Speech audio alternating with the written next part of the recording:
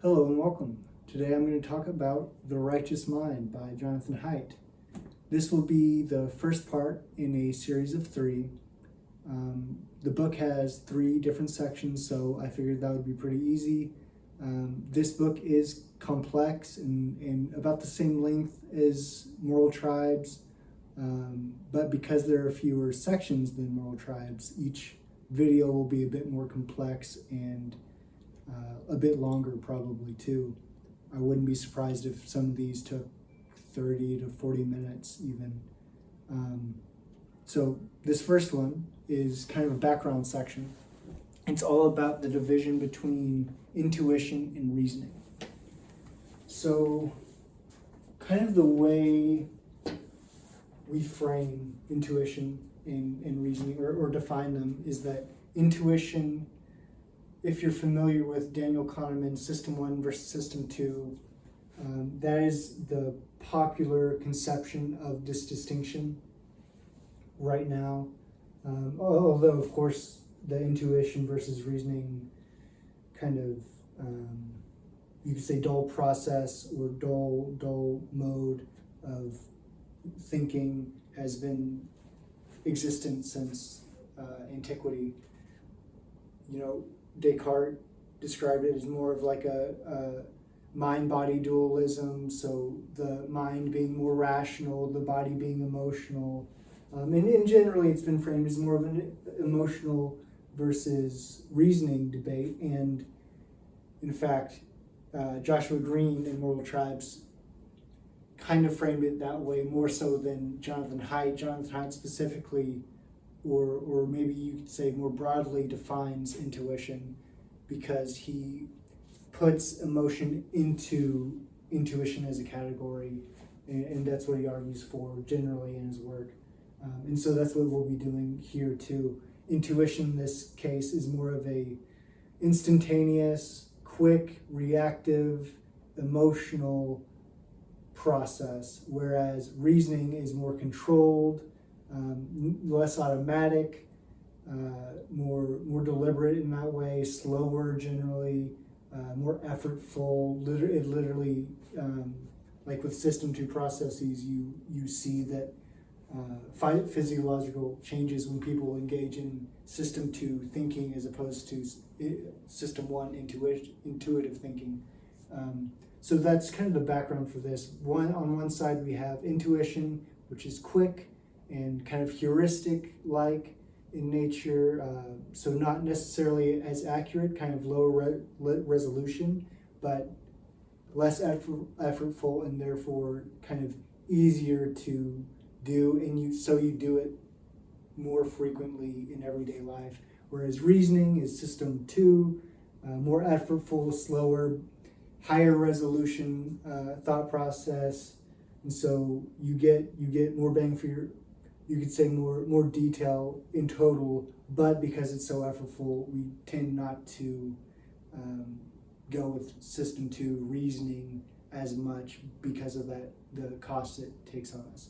So the way that Jonathan Haidt kind of frames this book is dividing it up into three sections, like I've said, and also with those sections presents a central metaphor for each section that kind of gives us some context to frame what we're trying to learn.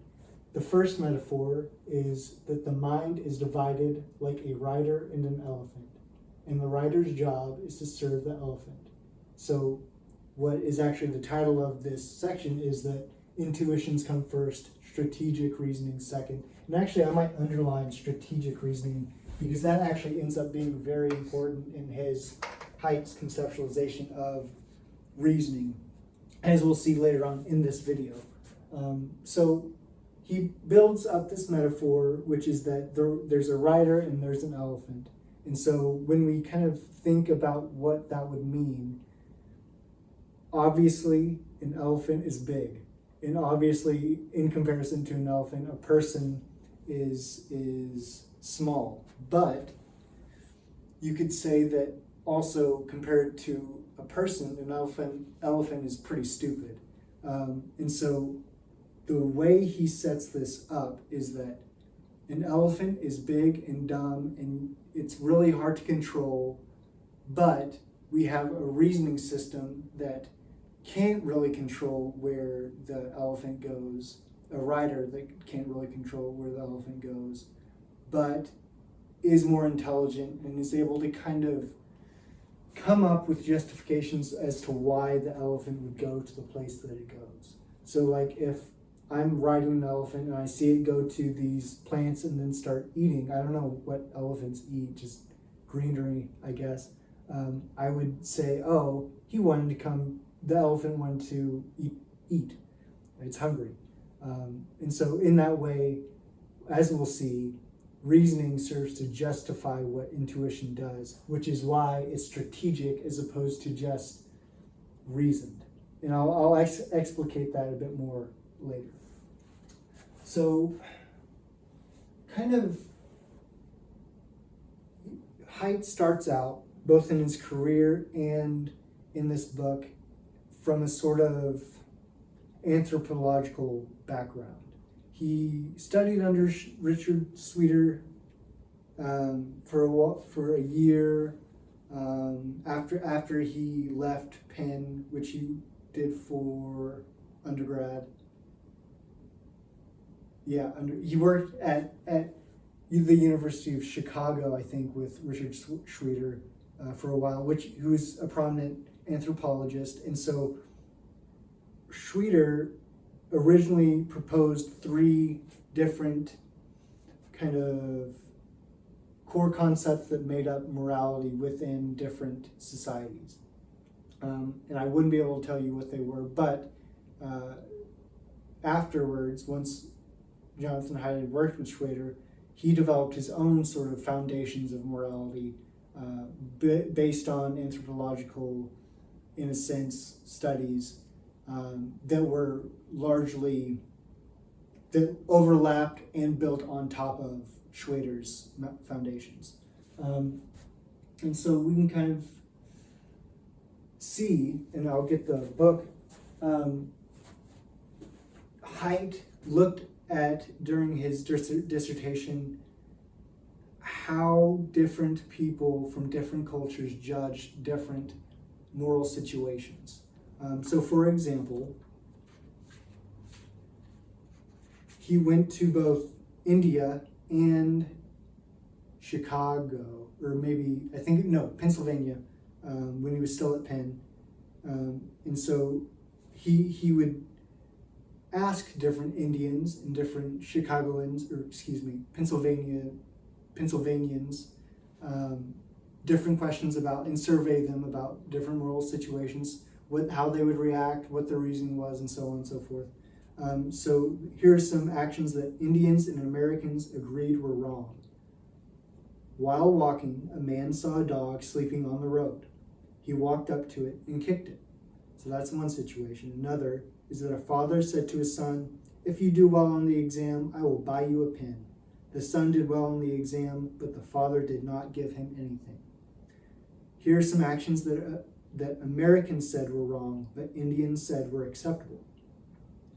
A man had a married son and a married daughter. After his death, his son claimed most of the property. His daughter got little. Judge the son, that was the instruction. So Americans thought that was wrong, but Indians thought that it was acceptable.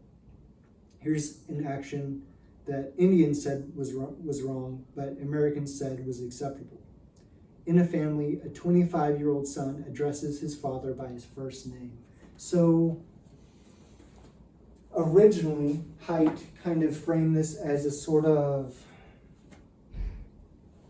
not only individualist versus collectivist, but also like harm versus breaking cultural norms. So he viewed Americans as viewing these different moral situations that they thought was wrong as someone doing harm to another. But for Indian participants, a lot of the situations they deemed were wrong weren't actually harmful necessarily, but broke tradition. And so that was kind of the way he originally framed him and framed the results that he got. And he framed them as a sort of individualistic versus collectivistic dichotomy. And so he also went to different places around Pennsylvania, around Chicago, or around what would it be, Philadelphia and Chicago, to get information outside of the university, that being University of Pennsylvania, where he did a lot of his studies, to actually see what more like lower income, non-weird individuals would say about these moral situations. So WEIRD, if you're not familiar, that's an acronym. It stands for Western Wealthy, I can never remember it, but it's something like Western Educated, Industrialized, Rich, and Democratic. So I got it that time, I'm glad. But so generally, a sort of, as we've kind of looked at more of the, how would I say that? You could say more of a progressive stance on how we view participants in terms of like defining them or seeing how they differ based on things like where they come from culturally, geographically, their wealth, their education level, things that make up that WEIRD acronym. We've kind of come to understand that because a lot of the data that we get are from college students, undergraduate students, so usually students who are 19 to 22 years old, who generally have the wealth, have an educational background and such, that they're allowed to or afforded the opportunity to go to college, which a lot of other people aren't allowed the same access to. We kind of have this very homogeneous group sample that we keep pulling from, but in fact, as we've studied other groups outside of that WEIRD acronym, all other groups generally give responses or give data that are different from those WEIRD groups. So this is a problem, obviously, if we're trying to generalize from our samples to make a universal claim about humanity. If we just take what we learn from these WEIRD groups, who are, by the looks of it, different than everyone else, and try to generalize it to everyone else, we can't do that effectively, not truthfully or honestly. And so we have to go look at these other groups as well. And so we see, if we're going to make a model of moral judgment, or of moral judgment, moral conviction, ethics, how people view morality, we can't just look at these WEIRD situations. And so Haidt, in kind of exploring the cities that he studied, he found that those individuals were not WEIRD, so they differed from the participants in the universities they surveyed. And the people from outside of the universities were in fact more similar to the Indian responses. And so they you could say, cared more about the tradition, the authorities, the not breaking tradition, not going against authority, and things of that nature, which is an idea we'll definitely return to more thoroughly in next video, but it's obviously important to hit on now because it serves as the basis for the book, really. And so he kind of also outlines, so that's more of an anthropological perspective, but he also outlines kind of getting into the psychological intuition versus reasoning structure before he gets into kind of philosophical framework of how we should model intuition versus reasoning. He cites one study that I think is hilarious, always cracks me up when I read about it, and I think really sticks with me. And so I hope it serves as a good kind of study to show you guys, because hopefully it'll stick with you. And really it's good at illustrating the intuition and emotion versus reasoning distinction. So, well, I won't give the name. I don't remember who did this exactly, a grad student at the time at Stanford, but this person went around and basically asked people in some environment how they would respond to controversial moral situations. So like thinking about how you would respond to knowing that cousins got married, things of that nature that are kind of non-normal or non-normative.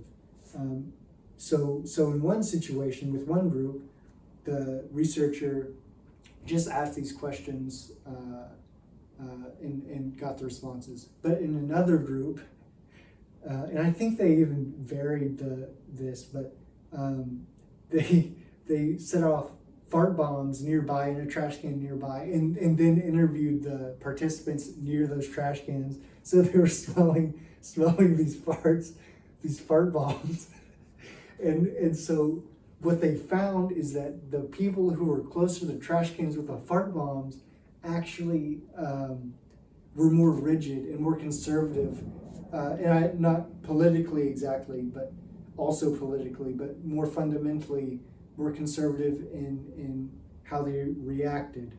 And so like they were less open to reasoning about whether or not that might actually be perfectly acceptable. Like you could make the claim, as Haidt has done in some of his studies, that like if you have two siblings who want to make love and they wear a condom and they're on birth control and no one's hurt by it or anything, then is that really wrong? You could reason that no, that's in that situation, that's not wrong, and so on.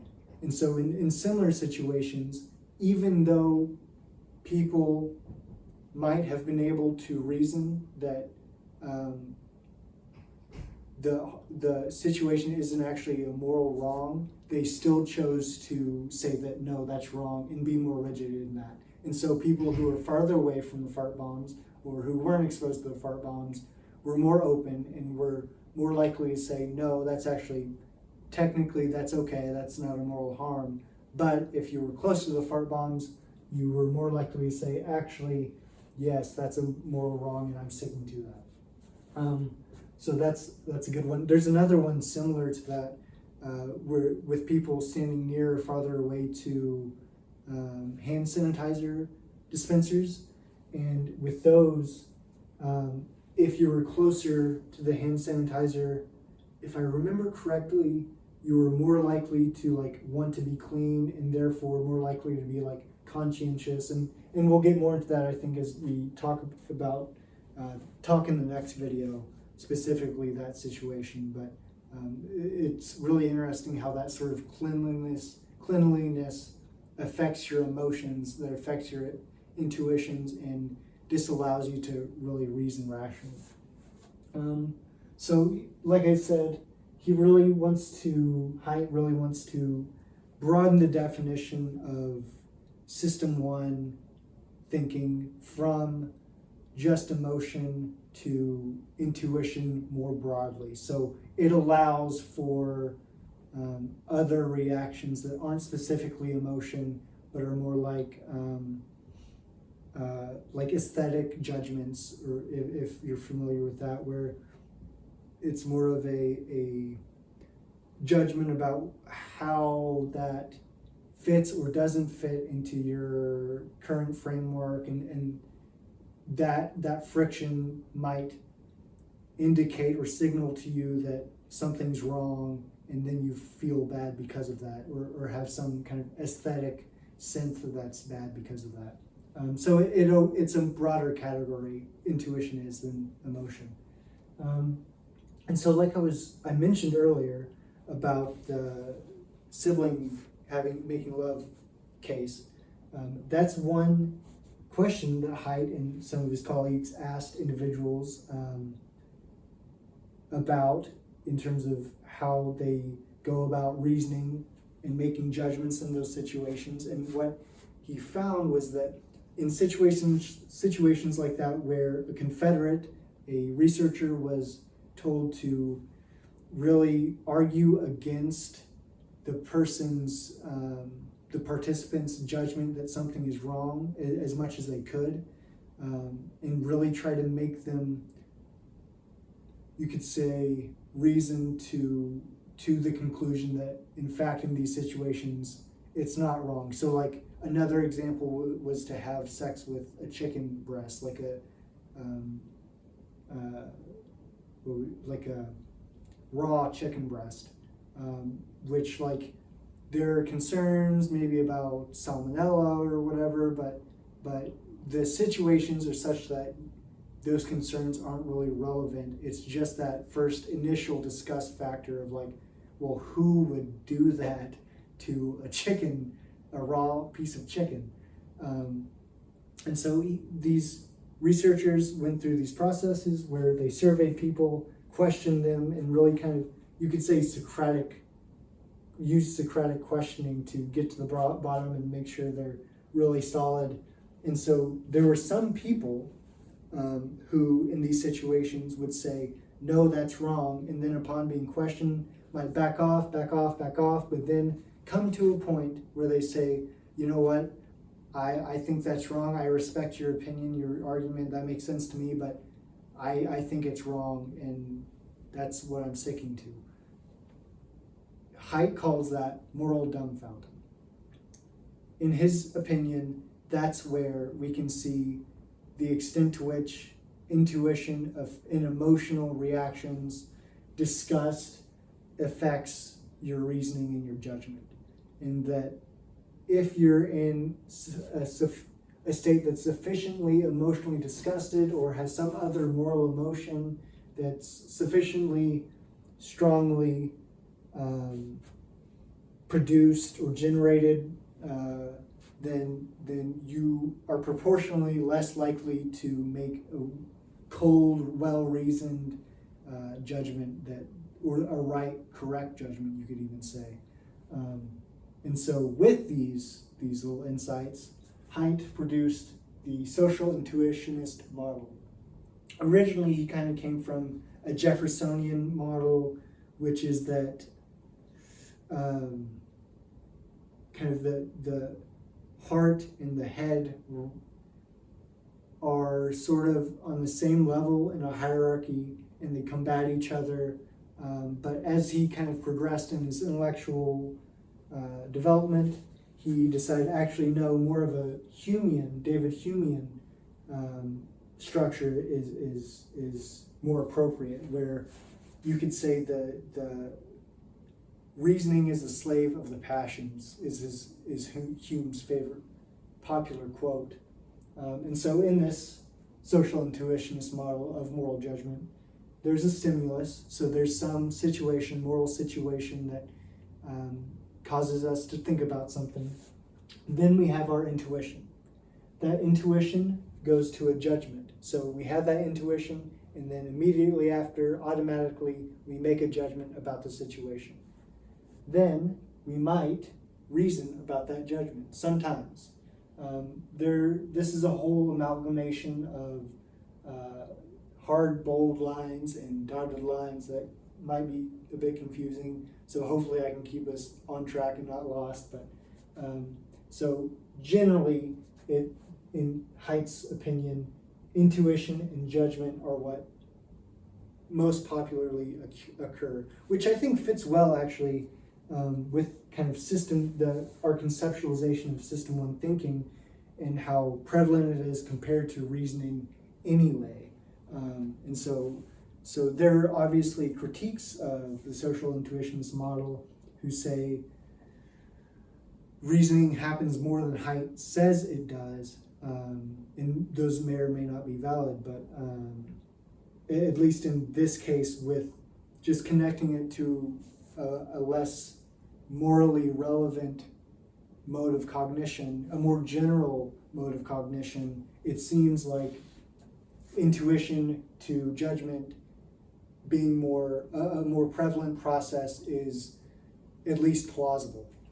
And so generally, because this is a social model, we have our judgment and then articulate it or communicate it to the other person's, another person's intuition, which then becomes their judgment, and then they might communicate that to our intuition, to us, and then we receive it, intuitively decipher it, make a judgment on it.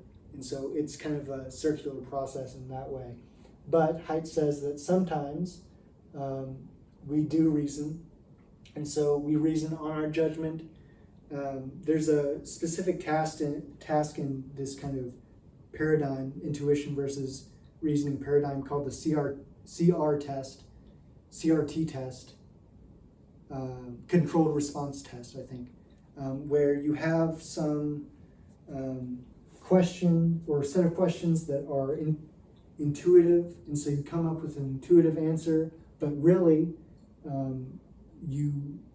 to get the correct answer, you have to allow yourself to reason about it and think about it for a second after, to actually come to the correct conclusion. And so in this way, if we do use our reasoning process, then we have kind of focused our attention on our judgment and by this sort of, you could say, automatic intuition series.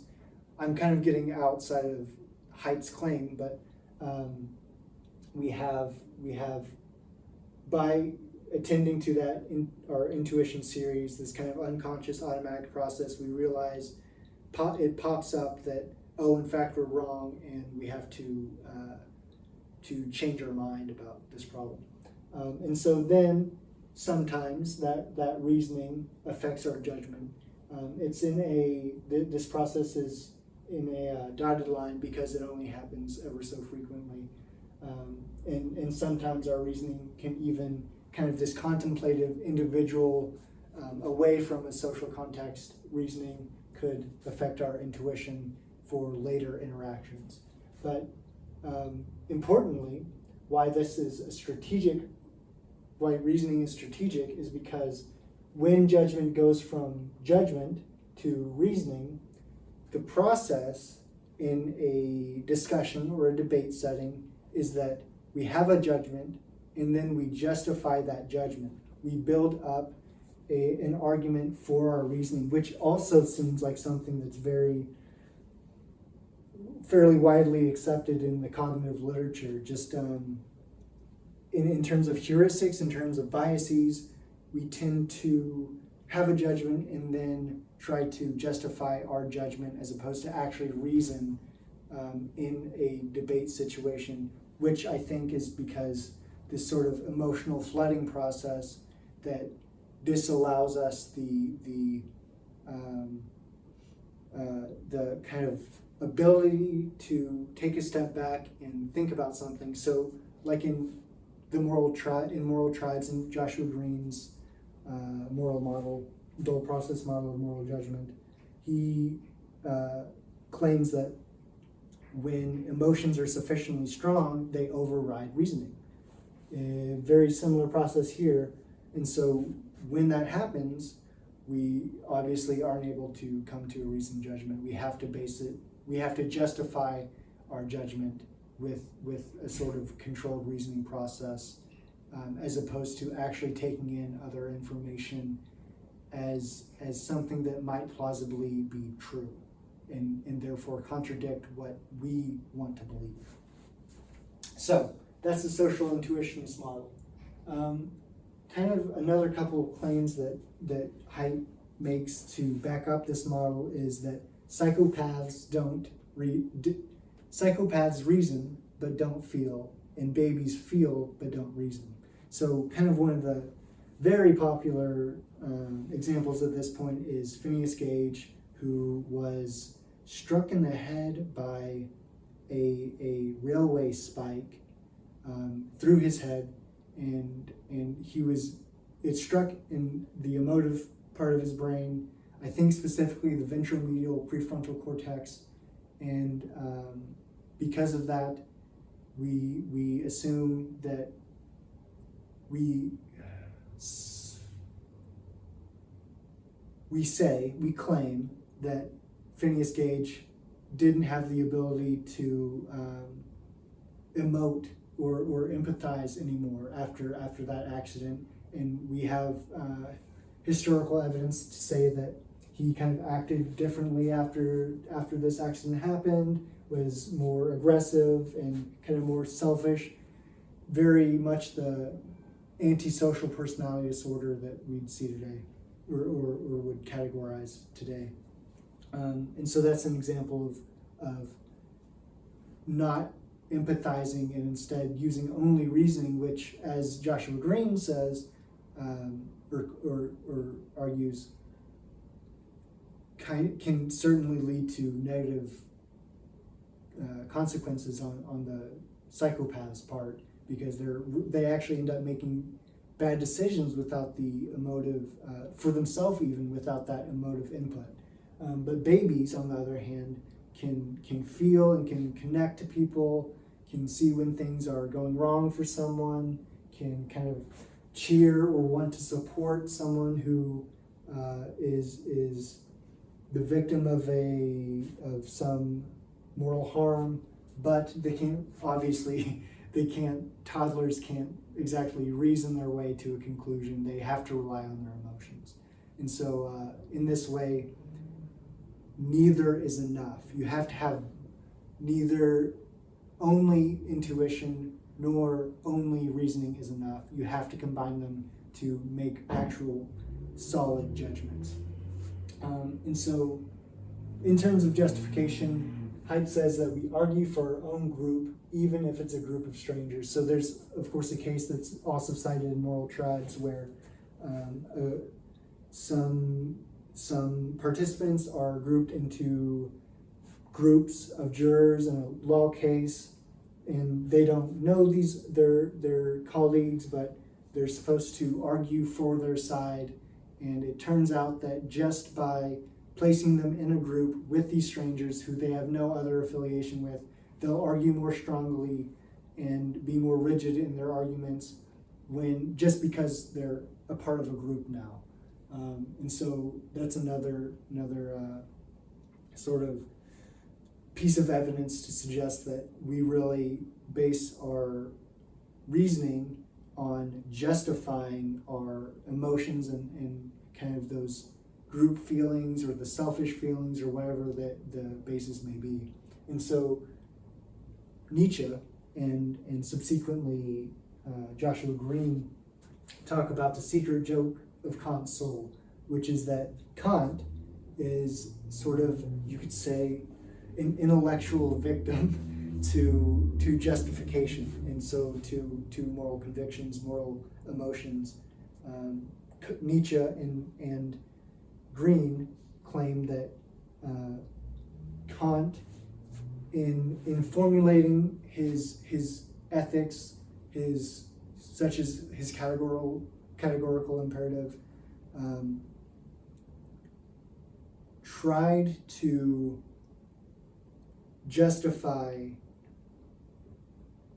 reason for philosophers and justify that the popular common sense moral convictions are correct. So to better explain that, he specifically, as a member of the group of common men, was able to reason at such a level that he was able to present his work to philosophers as something that was useful and valid, but really secretly, maybe even unbeknownst to him, Kant was actually arguing for the very same principles that everyone else who wasn't a philosopher already believed. And so we can actually see this in terms of individualism versus collectivism. you could say that Kant was arguing for this collectivist approach in which, you could say things like cultural norms were important and duties and rights were important, whereas kind of in contradiction to Kant is a sort of individualistic view, which is something that John Stuart Mill and Jeremy Bentham, who are the founders of or main supporters of utilitarianism, were proponents of, and I think also sort of founders of. And so we can really see just the extent of this intuition versus reasoning argument and its manifestation in the history of philosophy and psychology. And so Haidt kind of ends this section by arguing that we are amongst, or at the present moment, there are a lot of people who are deluded, a lot of intellectuals who are deluded, perhaps specifically, into believing that we are rational still throughout all these sort of debates across the history of philosophy and psychology and so on and so forth. We still believe that many intellectuals believe that we are still rational beings as opposed to emotional or intuitional beings. And he's saying, really at this point, the evidence seems to converge on us being slaves to our passions. And so he calls it the rationalist delusion, and kind of critiques or criticizes a lot of contemporary thinkers like Richard Dawkins, or many psychologists, many philosophers who you could say, I think Haidt's claim implies that they are slaves to their intuition, that their group, their intellectual group, which is the intellectuals of society, is superior to others, and therefore we ought to be rational, and in fact we are rational, and we should strive to optimize that rationality as opposed to emotionality.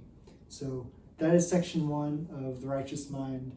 That was a lot of fun to actually talk about. I actually thought of some new things while I was talking, so I hope it was enjoyable and understandable, and I look forward to video number 2 of The Righteous Mind by Jonathan Haidt.